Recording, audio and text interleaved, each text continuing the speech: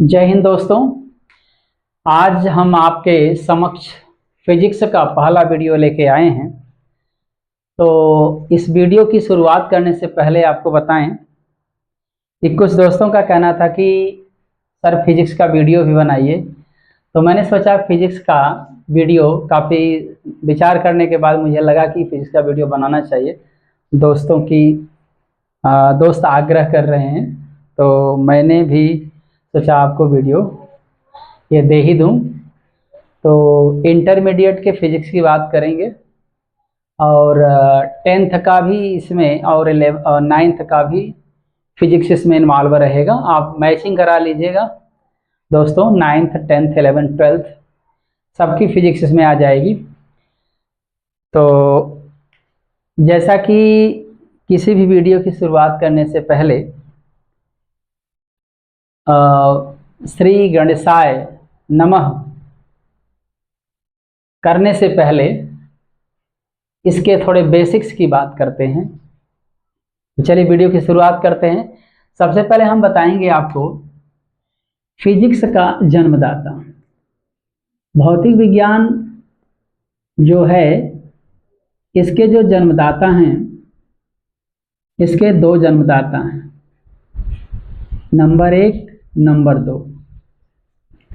पहले जन्मदाता फिजिक्स के, जिनको फादर के नाम से जाना जाता है, फिजिक्स का फादर सर आइजैक न्यूटन है। सर आइजैक न्यूटन जी हैं।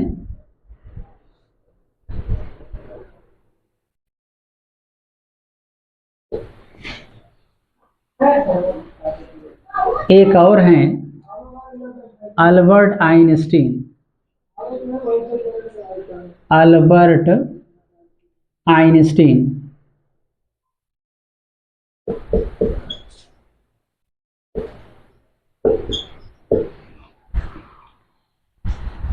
ये फिजिक्स में ओल्ड फादर ऑफ फिजिक्स के नाम से जाने जाते हैं। Old father of physics. और Albert Einstein modern father of physics के नाम से जाने जाते हैं। Modern father of physics. इन दोनों बातों का अर्थ क्या है आप सुन लीजिए, देख भी लीजिए। भौतिक विज्ञान के जो प्रारंभिक जनक थे वो न्यूटन जी हैं और आधुनिक जनक हला आइंस्टीन जी भी मर चुके हैं, लेकिन अभी भी आधुनिक भौतिक विज्ञान के जनक के रूप में ये जाने जाते हैं। तो प्राचीन भौतिक विज्ञान के जनक न्यूटन और आधुनिक भौतिक विज्ञान के जनक अल्बर्ट आइंस्टीन जी हैं। इन्होंने फिजिक्स में बहुत सारे ऐसे काम किए हैं, अद्भुत काम किए हैं, जो कि ऐसा अद्भुत काम फिजिक्स में कोई कर नहीं पाया है। और इनके बहुत सारे फिजिक्स में नियम भी हैं, इसीलिए इनको फादर ऑफ फिजिक्स में ओल्ड फिजिक्स के नाम से जाना जाता है। और आधुनिक में ये भी बहुत सारे कार्य किए हैं, जिनके कारण से इनको भी मॉडर्न फादर ऑफ फिजिक्स के नाम से जाना जाता है। ये थोड़ी सी बातें मैंने फिजिक्स के ऑरिजिन की बात किया, और थोड़ा सा फिजिक्स की डिफिनीशन की बात कर लें, परिभाषा की बात कर लें। तो फिजिक्स की जो परिभाषा होती है, डिफिनीशन होती है, ये बहुत ही रोचक है। आप ध्यान देंगे। पहले तो आपको बताएं कि फिजिक्स हो चाहे केमिस्ट्री हो चाहे बायो हो, ये तीनों साइंस की ब्रांचेज हैं। और ये ब्रांच एक प्रकार के नेचुरल साइंस हैं, प्राकृतिक विज्ञान है, इनके अंतर्गत प्राकृतिक घटनाओं का अध्ययन किया जाता है। प्राकृतिक घटनाएं इनके अंतर्गत आती हैं, चाहे फिजिक्स की बात करें, चाहे बायो की, चाहे केमिस्ट्री की बात कर लें। आप फिजिक्स पढ़ रहे हैं, केमिस्ट्री पढ़ रहे हैं, बायो पढ़ रहे हैं, तो उसमें नेचुरल फिनोमिना की बात आएगी, प्राकृतिक घटनाओं की बात आएगी। और तीनों में से सबसे ज्यादा प्राकृतिक घटना की बात करते हैं हम फिजिक्स में, नेचुरल फिनोमिना की बात करते हैं फिजिक्स में। तो ये साइंस की एक ब्रांच है। तो इसकी मैं डिफिनीशन बता दूं।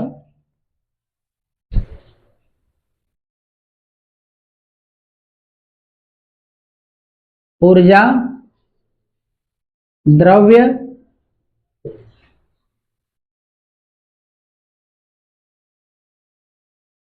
एवं उनकी अन्योन्य क्रियाओं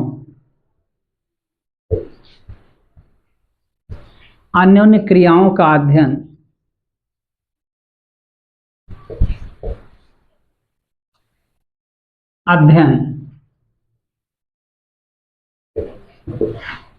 ऊर्जा, द्रव्य एवं उनकी अन्योन्य क्रियाओं का अध्ययन ही फिजिक्स है।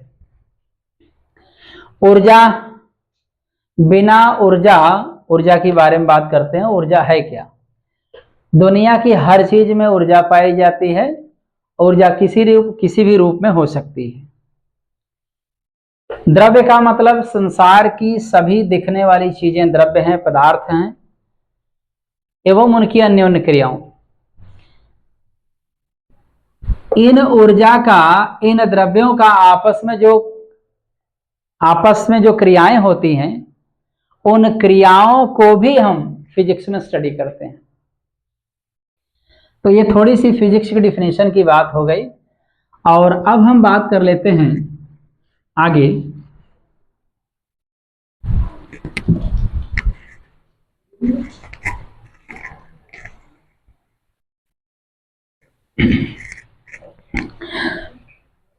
सबसे पहले हम आपको, ये थोड़ा सा इंट्रोडक्शन हो गया, बेसिक्स हो गया, और अब हम बात करते हैं सबसे पहले फिजिकल क्वांटिटी की, भौतिक राशियों की। फिजिकल क्वांटिटी की बात कर लेते हैं। फिजिकल क्वांटिटी क्या होती है? भौतिक राशियां किसे कहते हैं? ये फिजिक्स का बहुत ही बेसिक चीज है। अगर आप इसको नहीं जानेंगे तो आपको आगे बहुत समस्याएं होंगी। इसलिए हमने एकदम जो मुझे समझ में अच्छा आया है, मैं वो आपको बताने जा रहा हूं शुरुआत में। फिजिकल क्वांटिटी क्या होती है? भौतिक राशियां, भौतिक राशि किसे कहते हैं? तो हम आपको देखिए कितना आसानी से बताएंगे, आप देखते रहिए ध्यान से। आपने फिजिक्स में बहुत सारे फार्मूले देखे होंगे फिजिक्स में, जैसे चाल बराबर दूरी बटे समय। आपने वेग बराबर विस्थापन बटे समयांतराल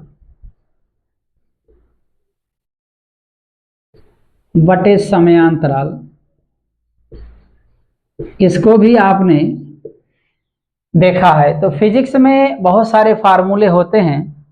तो इन फार्मूलों में जितने यहाँ पर ये शब्द आए हैं, चाल, दूरी, समय, वेग, विस्थापन, समयांतराल, कोई भी फिजिक्स का फार्मूला आप ले लीजिए और उस फार्मूले में आप देखें ये जो वर्ड प्रयोग किए गए हैं, चाल, दूरी, समय, इस फार्मूले में 3 वर्ड हैं। इनकी अपनी अपनी परिभाषाएं होती हैं। वेग का, विस्थापन का, समयांतराल, इन सब की अपनी अपनी परिभाषाएं होती हैं। तो आपको कहना क्या है, अगर फिजिक्स में अगर ये आपको फार्मूला मिल गया तो इस फार्मूले में जितने भी ये वर्ड प्रयोग किए गए हैं, सब ये वर्ड आपके फिजिकल क्वांटिटी यानी भौतिक राशि के नाम से जाने जाएंगे। भौतिक राशि के नाम से जाने जाएंगे। अब रही बात कि इस फार्मूले में कितनी भौतिक राशियां हैं, तो आप बताएंगे 3, क्योंकि वर्ड यहां पर एक चाल है, एक दूरी है, एक समय है। इस फार्मूले में 3 भौतिक राशियां हैं, इसमें भी 3 ही भौतिक राशियां हैं। अगर आपको 3 से ज्यादा 4, 5 चाहे जितनी राशियां आपको मिलेंगी वे सभी वर्ड जो है आपको भौतिक राशि के नाम से जाने जाएंगे। इसके बाद हम आपको भौतिक राशियों के प्रकार की बात करेंगे। भौतिक राशियों के प्रकार की बात करेंगे। भौतिक राशियों के प्रकार यानी types of physical quantity. Types of physical quantity. Physical quantity. चलिए बहुवचन लिख देते हैं। भौतिक राशियों के प्रकार की बात करें तो ये भौतिक राशियां स्पेशली दो प्रकार की होती हैं। कितने प्रकार की होती हैं? दो प्रकार की। भौतिक राशियां दो प्रकार की होती हैं। एक होती है आपकी मूल राशि, मूल राशियां, और दूसरा होता है व्युत्पन्न राशियां।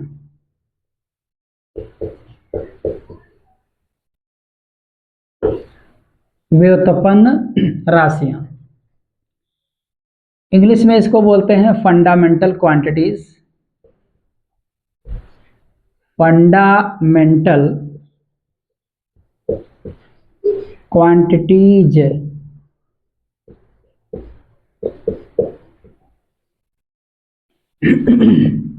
और ये है डिराइव्ड क्वांटिटीज।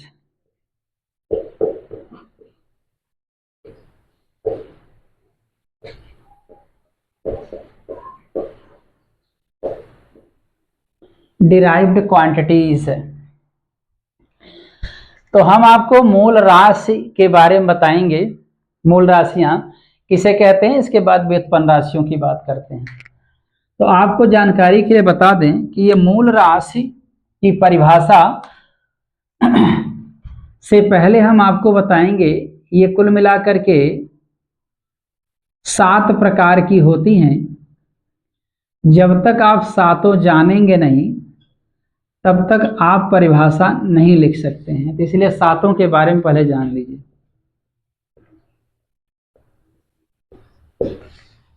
पहली मूल राशि लंबाई, दूसरा द्रव्यमान, तीसरा समय, ताप,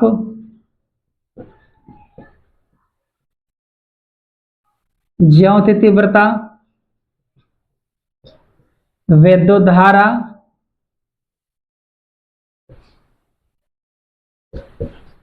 पदार्थ की मात्रा।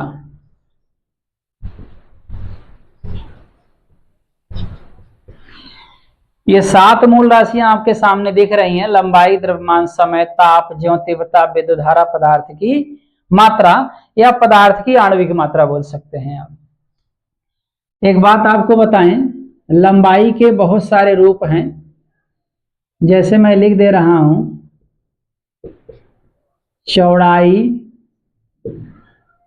ऊंचाई,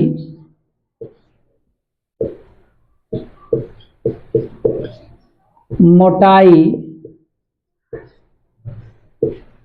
गहराई,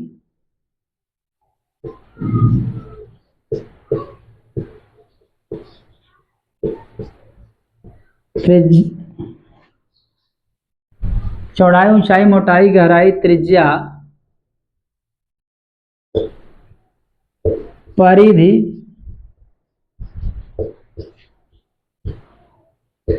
व्यास, दूरी, विस्थापन, जीवा, चाप।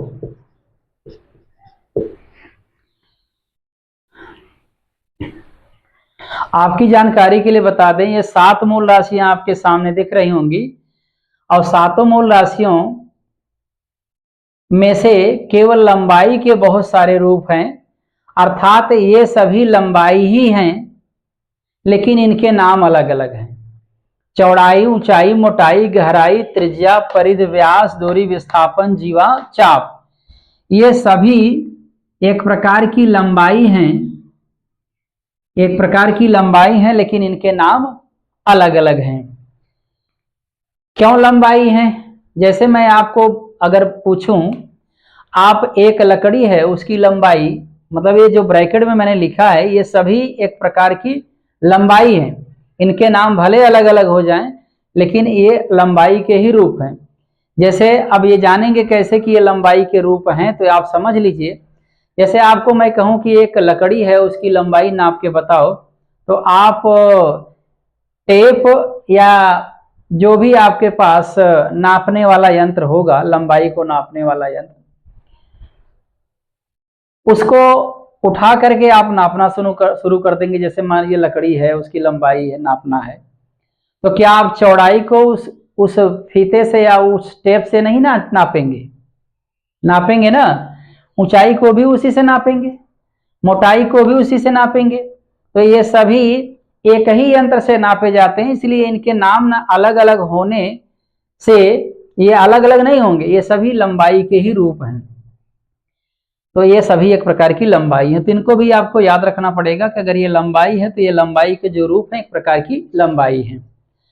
द्रव्यमान के एक ही रूप, द्रव्यमान का एक ही रूप, समय का है, ताप का है, सबके एक ही रूप हैं। अब बात करते हैं, जैसे मैंने कहा कि बिना इनके प्रकार को जाने आप इसकी परिभाषा नहीं ले सकते हैं मूल राशि की। तो चलिए देख लेते हैं परिभाषा, डिफिनीशन जो है इसकी। डिफिनीशन बनी कैसे है? ये जो सातों मूल राशियां हैं, इनको अगर आप कहें लंबाई को द्रव्यमान में, द्रव्यमान को समय में, समय को ताप में, या किसी को एक दूसरे में नहीं बदला जा सकता। इसलिए क्योंकि इनको बदलने के लिए कोई स्टैंडर्ड जो है, इसका फार्मूला या मात्रक वगैरह नहीं बना है, इसलिए आप इससे इनको एक दूसरे में नहीं बदल सकते। जैसे मैं कहूं कि एक लकड़ी हमारे पास, उसकी लंबाई अगर 10 मीटर है, तो क्या उसका आप द्रव्यमान बता सकते हैं? नहीं बता सकते।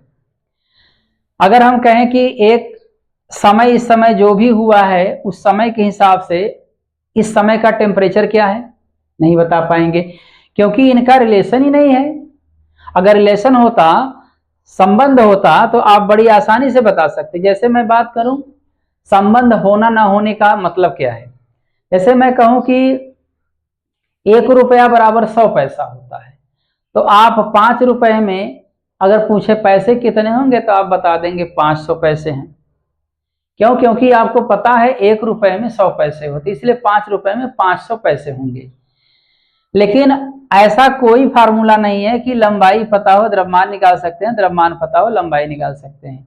ऐसा कोई स्टैंडर्ड फार्मूला नहीं बना है, मानक नहीं बनाया गया है कि भाई एक कोई वस्तु है उसकी लंबाई अगर 5 फीट है तो उसका द्रव्यमान क्या होगा। ऐसा नहीं कि 1 फीट का द्रव्यमान 10 किलोग्राम है तो 5 फीट का आप 50 किलोग्राम बोल देंगे, ऐसा कुछ भी नहीं है। तो इनका एक दूसरे से कोई रिलेशन होता नहीं है। जैसे रुपए का पैसे से संबंध है, मात्रकों का मीटर का सेंटीमीटर संबंध है, किलोग्राम का ग्राम से संबंध है, इसी तरीके से जो मात्रकों का आपस में रिलेशन है, वैसा इन राशियों के बीच कोई रिलेशन नहीं है, कोई संबंध नहीं। इसलिए आप नहीं बता सकते कि ये पता है ये बता दीजिए, ये पता हो ये बता दीजिए। इनका एक दूसरे से कोई संबंध नहीं होता, और जिनका एक दूसरे से कोई संबंध नहीं होता वे पूर्णतया स्वतंत्र मानी जाती हैं। तो इनको हम ऐसे परिभाषा में बोलेंगे, जिन राशियों का एक दूसरे से कोई संबंध नहीं होता, जिन राशियों का एक दूसरे से कोई संबंध नहीं होता है, अर्थात वे पूर्णतया स्वतंत्र होती हैं, उन्हें मूल राशियां कहते हैं। इस प्रकार से मूल राशि की परिभाषा हो गई। इसके बाद हम बात करेंगे व्युत्पन्न राशि की। तो व्युत्पन्न राशि भी आप देख लीजिए, अगर आपको मूल राशि समझ में आया होगा तो व्युत्पन्न राशि बहुत आसानी समझ में आएगा। तो आपको हम व्युत्पन्न राशि की तरफ ले चलते हैं। तो एक बार व्युत्पन्न राशि भी जान लीजिए आप। व्युत्पन्न माने होता है उत्पन्न होना, पैदा होना। ये जो राशियां हैं, व्युत्पन्न राशि है, ये कंप्लीटली इसी के ऊपर डिपेंड करती है, मूल राशि के ऊपर डिपेंड करती है। बिना इसके बारे में आप एक पॉइंट भी नहीं बोल पाएंगे। तो व्युत्पन्न राशि आपको तभी पता होगी जब ये पूरी तरीके से पता होगी। कुल मिलाकर कहने का मतलब है ये इसके ऊपर डिपेंड करती है। अगर ये इसके ऊपर डिपेंड करती है तो इसकी परिभाषा इसी के आधार पर बनाई गई है। देखिए कैसे बनाई गई है इसकी परिभाषा। मूल राशियों से बनने वाली राशियों को व्युत्पन्न राशियां कहते हैं। जो राशियां मूल राशियों से बनती हैं उन्हें व्युत्पन्न राशियां कहते हैं। तो ये कैसे बनेगी, या तो इनके जोड़ से मूल राशियों को जोड़ दीजिए या घटा दीजिए, गुणा कर दीजिए, भाग कर दीजिए, कुछ भी कर दीजिए, जोड़ घटाना गुणा भाग, चाहे 2-3 राशियों का रिलेशन हो, चाहे 4 राशियों का, चाहे 5 राशि बहुत मूल राशियों का रिलेशन हो, संबंध हो, चाहे प्लस के रूप में, चाहे माइनस के रूप में, चाहे गुणा के रूप में, चाहे भाग के रूप में, अगर ये लिखे गए हैं तो ये समझ लीजिए कि उनमें एक व्युत्पन्न राशि या एक से अधिक व्युत्पन्न राशि आ सकती है। जैसे एग्जांपल मैं आपको बता दूं, सबसे पहले तो आप देख लीजिएगा कि जैसे ये मूल राशियां हैं, पहचानने के लिए बहुत सिंपल तरीका है। मूल राशियां हैं तो मूल राशियां आप पहचान चुके हैं, बाकी जो भी राशि नजर आएगी आप उसे व्युत्पन्न राशि बोल देंगे। जैसे एग्जांपल में जैसे मैंने सूत्र लिखा है, फार्मूला लिखा है, सपोज दैट चाल बराबर दूरी बटे समय। अगर मैं बोलूं कि इसमें भैया मूल राशि कौन है, व्युत्पन्न राशि कौन है, तो बड़ी आसानी से आप पहचान सकते हैं। जैसे इस मूल राशि में अभी अभी मैंने बताया कि इसमें से आपको देखना है और इसमें मिलाना है। आपको जो मूल राशि इसमें होगी मूल राशि आप सेलेक्ट कर लीजिए, इसके बाद जो मूल राशि में ना हो उसी को आप व्युत्पन्न राशि बोल दीजिए। जैसे दूरी इसमें मैंने लिखा था ब्रैकेट के अंदर, समय मूल राशि है आप देख रहे हैं, तो दूरी और समय इस मूल राशि में आप ढूंढ लीजिए, जरूर होंगे, लेकिन चाल इसमें नहीं है। चाल नहीं है तो चाल व्युत्पन्न राशि हो जाएगी। तो किसी भी फार्मूले में मूल राशियों को आप सेलेक्ट कर लीजिए, जो बचती हैं, जो राशियां बचती हैं भौतिक राशियां, उनको आप व्युत्पन्न राशियां बोल देंगे। अगर आपकी मूल राशि तैयार हो गई है, ये पूरा ब्रैकेट के अंदर जो मैंने लिखा था और ये सारी चीजें लिखा है, इसको आप तैयार कर लीजिए। मतलब व्युत्पन्न राशि क्या है, इसमें चाल है, क्योंकि दूरी और समय ये मूल राशि है। इसके बाद और बात कर लें, वेग बराबर विस्थापन बटे समय अंतराल। वेग बराबर विस्थापन बटे समयांतराल देख लीजिए आप, इसमें आप ढूंढ लीजिए कौन मूल है कौन व्युत्पन्न है। विस्थापन इसमें है, आप ढूंढ लीजिए। समयांतराल अगर आप मूल और व्युत्पन्न सेलेक्ट कर रहे हैं तो आप अंतराल और परिवर्तन को ध्यान में नहीं रखेंगे। मतलब अंतराल और परिवर्तन किसी शब्द में जुड़े हैं तो उसको आप हटाकर जो बचता है उसी को ध्यान में रखिएगा और आप मूल राशि को सेलेक्ट कर लेंगे बड़ी आसानी से, और व्युत्पन्न राशि जो बचेगी व्युत्पन्न राशि हो जाएगी। जैसे विस्थापन और समय ये मूल राशि है, वेग इसमें नहीं है, इसलिए वेग व्युत्पन्न राशि हो जाएगा। और एग्जाम्पल ले लेते हैं, चलिए दिखाते हैं और एग्जाम्पल। बल बराबर द्रव्यमान गुणे त्वरण। द्रव्यमान गुणे त्वरण। अब इसमें बात करें तो आप देख ही रहे हैं कि द्रव्यमान ये मूल राशि है, बल और त्वरण इसमें नहीं है मूल राशि में, इसलिए ये दोनों कौन सी राशि हो जाएंगी, व्युत्पन्न राशि हो जाएंगी। और एग्जाम्पल ले लीजिए, त्वरण बराबर वेग परिवर्तन बटे समयांतराल। वेग परिवर्तन बटे समयांतराल।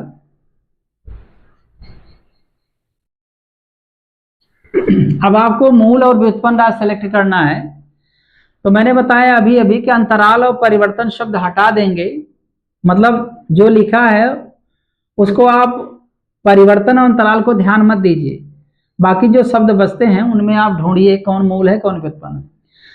तो आप देख रहे हैं कि वेग कौन सी राशि, समय आपकी मूल राशि है, त्वरण और वेग इसमें नहीं है, इसलिए दोनों व्युत्पन्न राशि हो जाएंगे। आप और देख लीजिए, क्षेत्रफल बराबर लंबाई गुणे चौड़ाई। तो आप देख लीजिए लंबाई और चौड़ाई क्या है, मूल राशि है, क्षेत्रफल इसमें नहीं है, इसलिए व्युत्पन्न राशि हो जाएगी।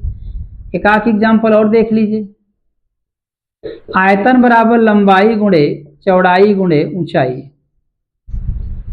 आप देख लीजिए, लंबाई चौड़ाई ऊंचाई मूल राशि है, क्योंकि ये मूल राशि में है इसीलिए मूल राशि है, और आयतन इसमें नहीं है इसलिए व्युत्पन्न राशि हो जाएगी। और भी एग्जाम्पल आप देख लीजिए,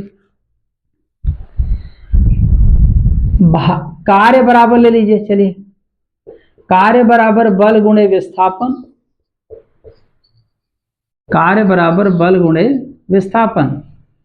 अब आप बताइए इसमें कौन मूल है कौन व्युत्पन्न है? विस्थापन इस मूल राशि में है इसलिए मूल राशि हो जाएगी, और कार्य और बल इसमें नहीं है इसलिए व्युत्पन्न राशि हो जाएगी। इसी प्रकार से बहुत सारे फार्मूले हैं, आप मूल राशि और व्युत्पन्न राशि को सेलेक्ट कर सकते हैं। उम्मीद करते हैं आपको ये वीडियो पसंद आया होगा। ऐसे ही वीडियो लेकर के हम आते रहेंगे और अगले वीडियो में आपसे फिर मिलेंगे। तब तक के लिए धन्यवाद।